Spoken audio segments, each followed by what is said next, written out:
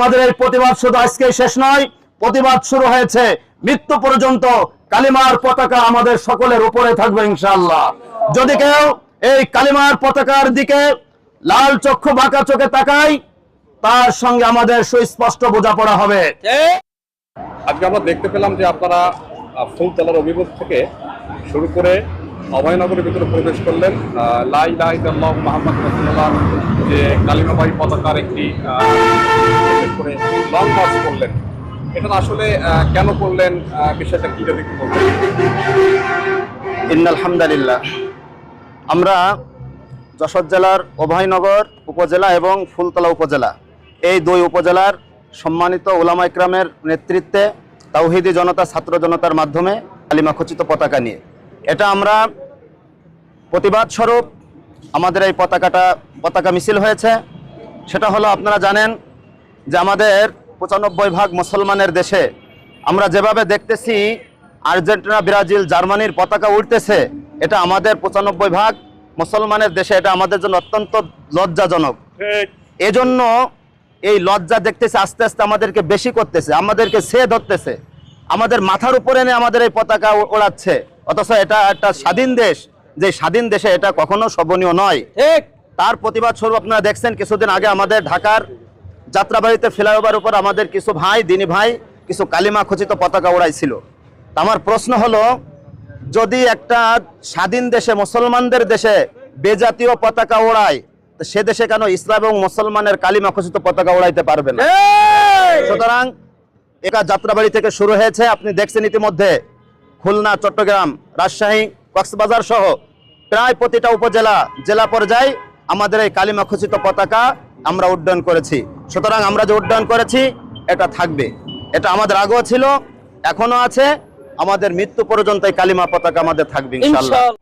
আমরা যে দেখতে পেয়েছি যে আমাদের কালিমা, এর প্রতিবাদ স্বরূপ আমাদের প্রতিটা ঘরে একটা করে কালিমা পতাকা রাখা উচিত। প্রতিটা ঘরে একটা করে কালিমা পতাকা ওড়ানো উচিত।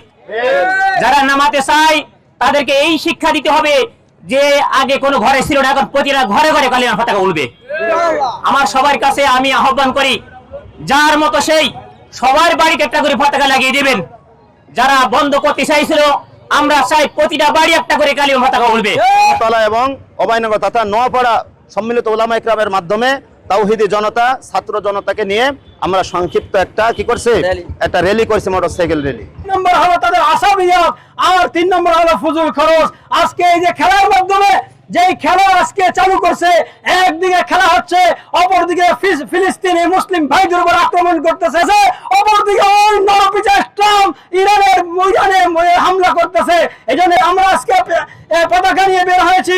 এই পতাকা শুধুমাত্র পতাকা নয়, এটা শুধুমাত্র বিনোদন নয়, এই পতাকা একটা ইতিহাস, ঐতিহ্য বহন করে। আমরা জানি ইবনে ওমর রাদিয়াল্লাহু তাআলা আনহুর হাতে একটি পতাকা ছিল, কালো পতাকা। আল্লাহর নবী সাল্লাল্লাহু আলাইহি ওয়াসাল্লামের পতাকা ছিল দুইটা, ইল্লাল্লাহু মুহাম্মাদুর রাসূলুল্লাহ। আমাদের মুসলিমদের পতাকা হবে লা ইলাহা ইল্লাল্লাহ খচিত। কিয়ামতের আগে গজওয়ে হিন্দ হবে, আপনারা জানেন গজওয়ে হিন্দের সময় পতাকা হবে একটা, দাজ্জাল যখন হবে মুসলিমরা এক পতাকা তলে সমবেত হবে। দ্বিতীয় মুসলিম সভ্যতা দাঁড়িয়েছিল 3টি বিষয়ের উপরে। 1 নম্বর হলো তাওহীদ, 2 নম্বর হলো আখলাক। উম্মাহ সেকুলারি সভ্যতার মেরুদণ্ড হলো 3টি বিষয়ের উপরে, 3টি জিনিসের উপরে ভর করে। 1 নম্বর হলো বিনোদন। তারা এই বিনোদনকে আম করে দিতে চায়। গোটা পৃথিবীর ভিতরে বিনোদনকে তারা আম করে দিতে চায়। যে যে ধর্মে থাকুক না কেন, বিনোদনে তারা অংশগ্রহণ করবে। নতুন এক ধর্ম, তার নাম হলো বিনোদন। যার কারণে একজন একথাই বলেছিল আমাদের বাংলাদেশে, ধর্ম যার যার, বিনোদন সবার। কথা ঠিক না বেঠিক? এই কথা আমরা আর্জেন্টিনা, ব্রাজিলের বেজাতীয় অনেক পতাকা উড্ডয়ন করতে দেখছি। সুতরাং একটা স্বাধীন দেশে যেভাবে অমুসলিমদের পতাকা যেভাবে উঠতেছে, এটা কোনো দেশপ্রেমিক কিছুতেই মেনে নিতে পারে না। এজন্য প্রতিবাদ শুধু আর্জেন্টিনা, ব্রাজিলের পতাকা উড্ডয়ন না, আমাদের এই নীরব প্রতিবাদ অপসংস্কৃতির বিরুদ্ধে চলতেছে ইনশাআল্লাহ। কিছুদিন আগে আমাদের ঢাকার কিছু ভাইরা যাত্রাবাড়ির ফ্লাইওভারে কিছু কালিমার পতাকা উড্ডয়ন করেছিল।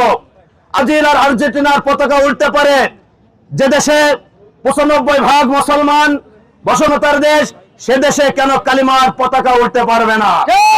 সুতরাং প্রতিবাদ শুরু হয়েছে ঢাকার রাজধানী থেকে এই প্রতিবাদ প্রতিটা প্রত্যন্ত অঞ্চলে ছড়িয়ে পড়ছে।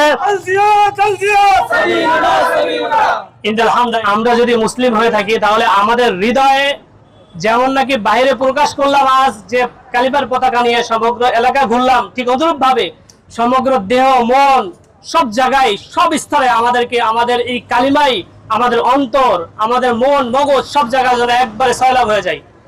এজন্য খেয়াল রাখবো এই কালিমাটা শুধুমাত্র এই হাতে নয়, অন্তরে এবং দিলে গেঁথে নিব।